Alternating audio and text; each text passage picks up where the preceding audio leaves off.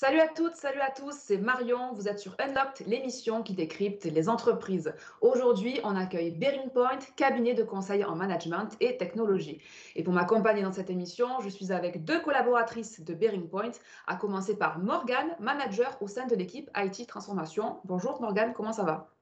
Bonjour Marion, bonjour à tous. Ça va très bien, merci de nous accueillir aujourd'hui. Et on est également avec Victoire, analyste au sein de l'équipe gouvernement et secteur public. Salut Victoire, comment ça va? Bonjour Marion, bonjour à tous, tout va super bien et ravie d'être là. Bon, eh bien, merci à toutes les deux de participer à ce nouveau numéro de Unlocked. Et si on est ensemble aujourd'hui, eh bien, c'est pour faire découvrir les coulisses de Bearing Point. Quelles sont les spécificités du cabinet? Comment se passe l'intégration, la montée en compétences et l'évolution de carrière des collaborateurs? Enfin, quels sont les engagements de l'entreprise en matière de RSE? On en parle dans quelques instants. Mais avant, présentation de Bearing Point en mode express, une mission que je vais confier à Victoire. Victoire, le principe est le suivant, je vais te demander de pitcher Bearing Point, donc ton entreprise, en moins d'une minute. Est-ce que c'est OK pour toi? Je relève le défi. Eh bien, quand tu veux. Heu, OK, donc Bearing Point est un cabinet de conseil en management et en technologie, qui est indépendant et dont les racines sont européennes, mais dont la présence, est au niveau mondial. Donc, l'activité principale du cabinet est le conseil et plus spécifiquement le business consulting, qui combine des compétences à la fois en management, technologie et transformation. Ça signifie concrètement que les missions qui sont menées sont par exemple des définitions des stratégies fonctionnelles, des optimisations de modèles opérationnels, mais aussi de processus ou encore, la mise en œuvre de stratégies et de gestion du changement. Le cabinet propose aussi des solutions technologiques et investit massivement dans l'innovation, toujours au service de ses clients. Le cabinet s'appuie aujourd'hui sur un réseau international de plus de 10 000 collaborateurs et avec un accompagnement de ses clients dans plus de 75 pays. L'objectif des missions qui sont menées sont bien sûr d'aider les clients à obtenir des résultats mesurables et durables. Et si on se focalise aujourd'hui un peu plus sur la France, le cabinet a un bureau situé à La Défense et qui compte environ 1000 collaborateurs. Bon, eh ben, c'était parfait, merci beaucoup. Je crois que la minute a même été respectée, hein, ça commence très très bien. Merci Victoire. Alors du coup, pour qu'on comprenne un petit peu mieux dans quel, je dirais, écosystème vous évoluez toutes les deux, est-ce qu'on pourrait en savoir plus sur l'organisation de votre cabinet, voilà, au niveau des équipes, des services, comment c'est organisé chez Bearing Point?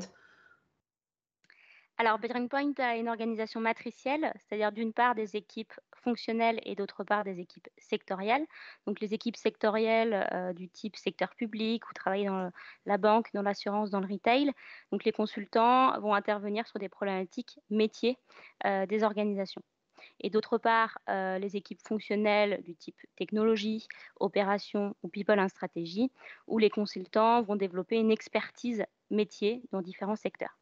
À savoir qu'en fonction, de l'équipe dans laquelle vous vous trouvez, vous allez, participer à différents types de missions et sur les missions, on peut se retrouver à la fois avec des consultants, des types d'équipes qui va permettre, de mixer les compétences.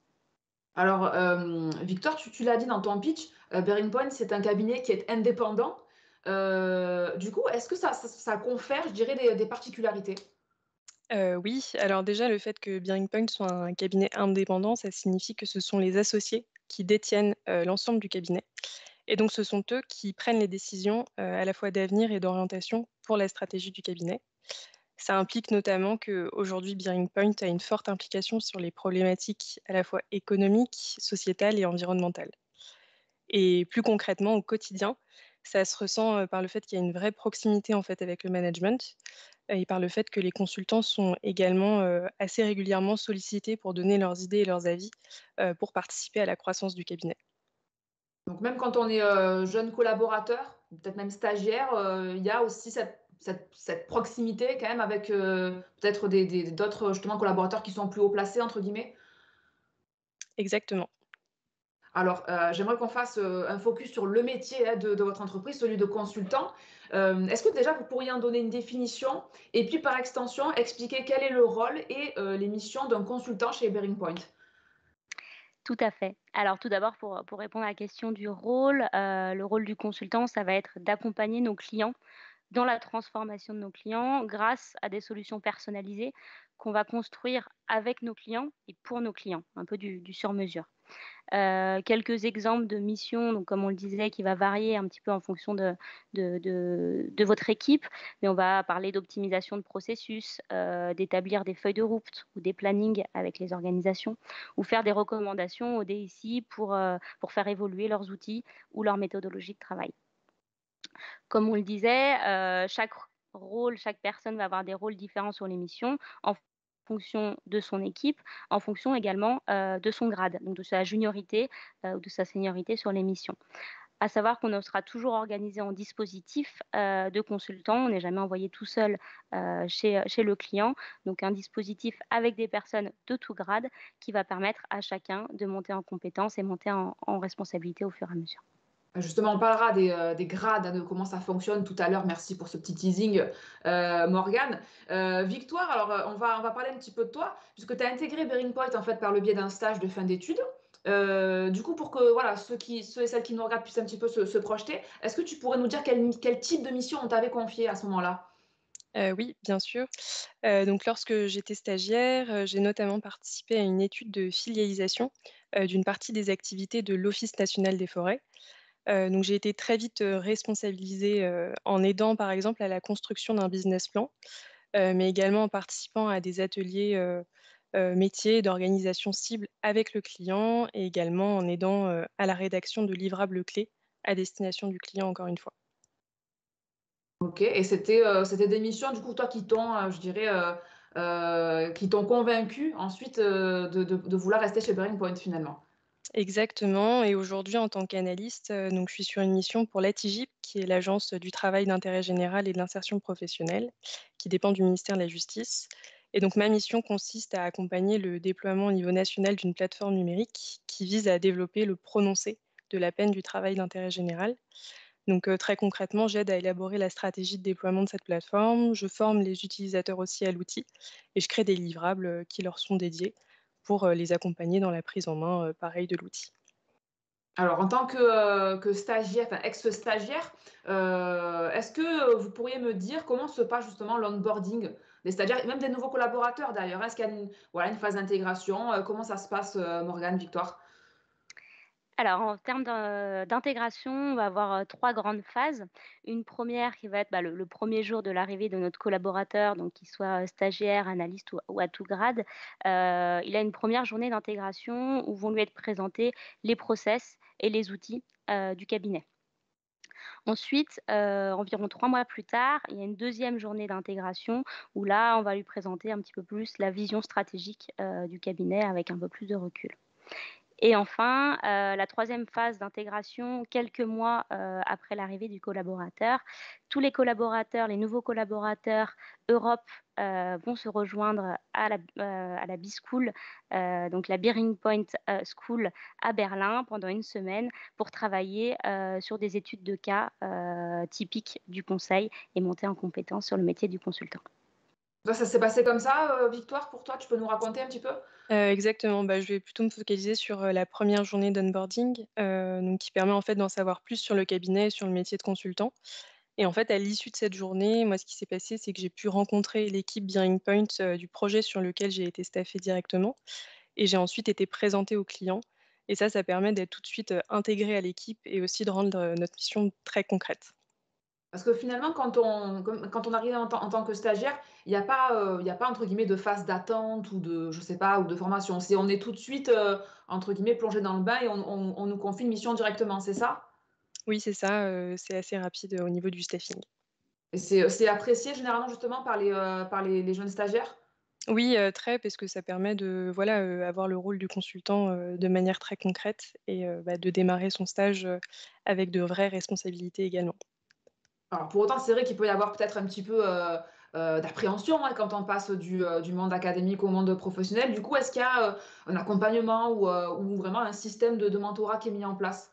Oui, bien sûr, donc les collaborateurs, qu'ils soient, stagiaires ou collaborateurs à part entière, donc sont accompagnés tout au long de leur carrière chez Bearing Point, à la fois par un development manager et un development partner qui suivent en fait son évolution, dans la durée. Donc le development manager, lui, est donc un manager ou un senior manager qui va accompagner son ou sa filleule, en jouant un rôle vraiment de référent et de coordinateur, entre le consultant qui l'encadre et son environnement. Et le development partner, lui, est un associé qui aura, plus un rôle de coach, et de mentor et qui fixe notamment tous les objectifs, des consultants de son équipe. Et pour faciliter aussi l'intégration des nouveaux arrivants, chacun est accompagné par ce qu'on appelle un buddy. Donc le buddy, c'est une personne du même grade, en général que le nouvel arrivant et qui a plus de 6 mois d'ancienneté, au sein du cabinet. Et l'idée, c'est qu'il soit, vraiment le référent, de ce nouvel arrivant pour toutes les questions et conseils, pratiques sur le métier de consultant et sur Bearing Point. D'accord, donc du coup, development managers et development partners dont tu as parlé, c'est pas forcément des personnes avec qui on va travailler sur nos missions, c'est ça? Ça n'a rien à voir? Non, c'est pas forcément ces personnes-là. On est encadré à part, entière par, un autre manager dans le cadre de notre mission. Alors, je vais revenir sur ce que disait, Morgane tout à l'heure, parler de grade et de montée en compétences. Justement, je voulais savoir ce que fait Bearing Point pour, justement la montée en compétences de ses collaborateurs. Est-ce qu'il y a un programme de formation? Est-ce qu'il y a une gestion, de plan de carrière pour tous les collaborateurs et les collaboratrices? Oui, tout à fait. Alors comme vous verrez sur, la slide qui va s'afficher à l'écran, chez Bearing Point, on a un parcours de carrière, très dynamique avec un changement de grade, assez régulier. Donc vous le voyez, on commence bon là on n'a pas sur la slide le stage de fin d'études, mais ensuite on commence analyste, puis consultant, senior consultant manager et au-delà. En moyenne, 2 ans par grade et donc, on va accompagner chaque collaborateur pour l'aider à progresser et à monter en compétence sur chacun de ces grades. Donc pour cela, on met à disposition de chacun un programme de formation qui va lui permettre d'avoir un plan de développement individuel et personnalisé. À travers, des formations transverses, pour acquérir des compétences, disons de consultant, des compétences clés, du conseil. Par ailleurs, on va avoir des Ah formations pardon, je liées. t'arrête du coup. Alors, justement, tu peux nous dire en 2-3 mots, c'est quoi les compétences clés? Justement, je pense que ça intéresse ceux qui nous regardent. Alors par exemple, on peut avoir, des formations plutôt on appellera ça plutôt de soft skills, de savoir présenter, des livrables à l'oral, faire une présentation, savoir faire, des livrables, de qualité pour présenter à nos clients, ou, encore, pouvoir, rédiger, des propositions commerciales à destination de nos clients.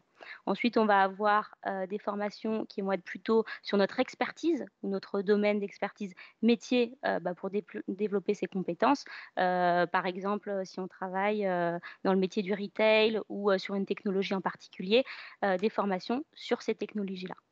Et enfin, on a des formations certifiantes, où on pourra, montrer, par l'acquisition d'une certification, valider les compétences.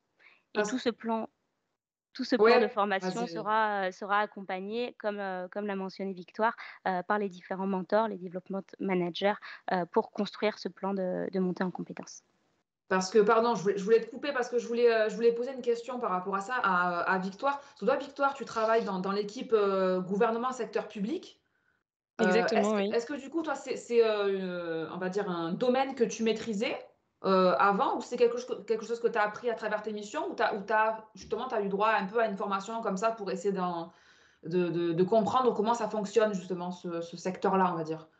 Alors, pour la petite histoire, moi, j'ai démarré, en fait, mon stage de fin d'études, au sein d'une autre équipe du cabinet, l'équipe People and D'accord. Strategy, pendant laquelle donc j'ai pu découvrir le secteur public que je ne connaissais pas avant, donc avec une mission pour l'Office national des forêts et c'est, en fait, à l'issue de ce stage de fin d'études et que j'ai, souhaité intégrer l'équipe gouvernement et secteur public pour continuer, dans ce secteur-là qui m'intéresse aujourd'hui. D'accord.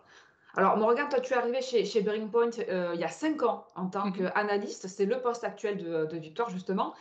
Aujourd'hui, tu es manager IT transformation. Est-ce que tu pourrais nous dire en quoi consiste ton métier et comment, bah, tu as fait, pour, évoluer dans l'entreprise?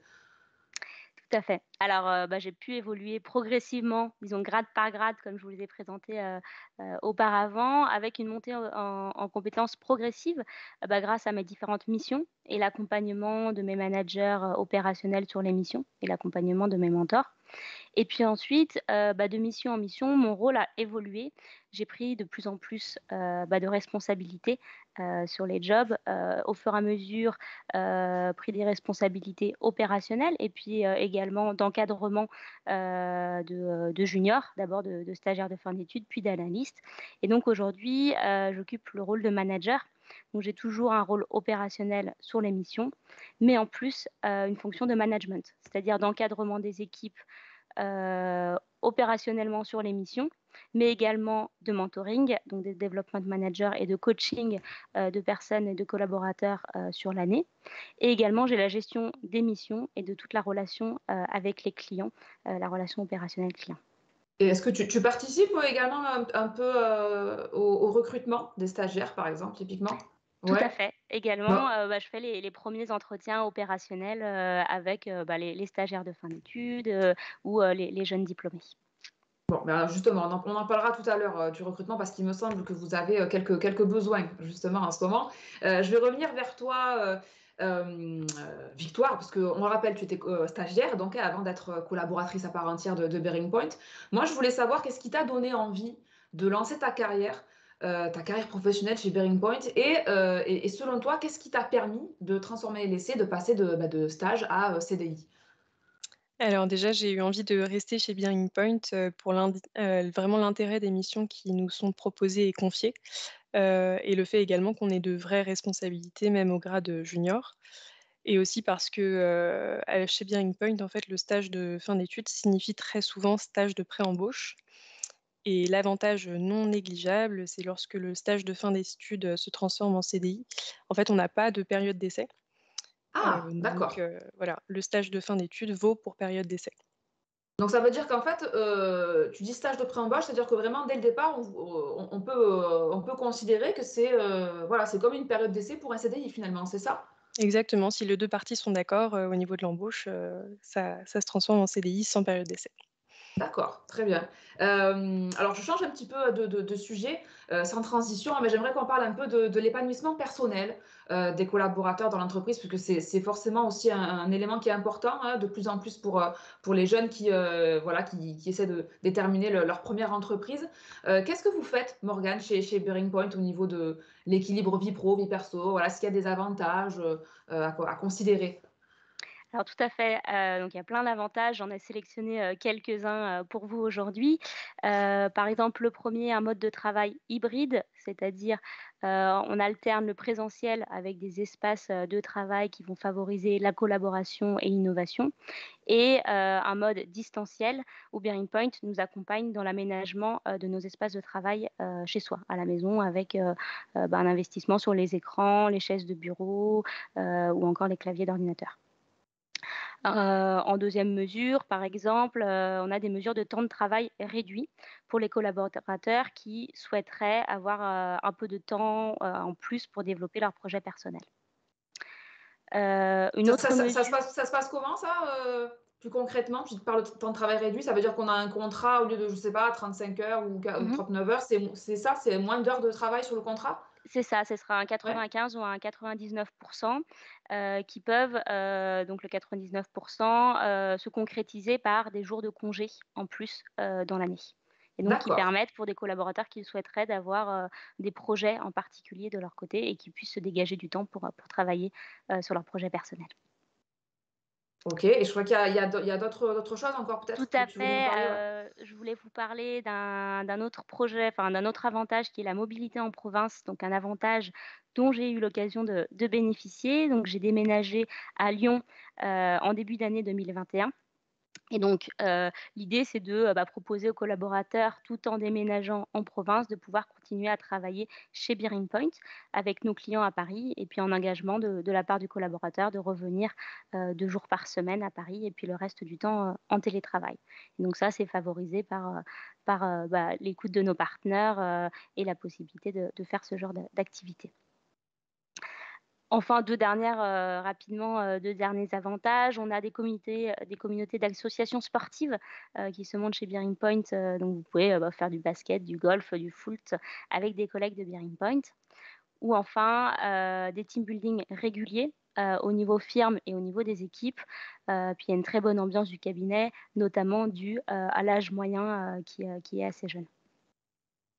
Alors je vais vous faire aussi, «rebondir» entre guillemets sur, les domaines, les grands domaines, sur lesquels vous menez des actions RSE. Vous le savez, ça a une grande importance aujourd'hui, pour toutes les entreprises et aussi forcément pour les professionnels de demain.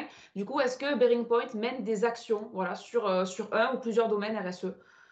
Alors oui, bien sûr, il y a plusieurs sujets qui sont portés par Bearing Point sur le RSE. Donc je vais en citer pareil quelques-uns, et je ne serai pas exhaustive là-dessus.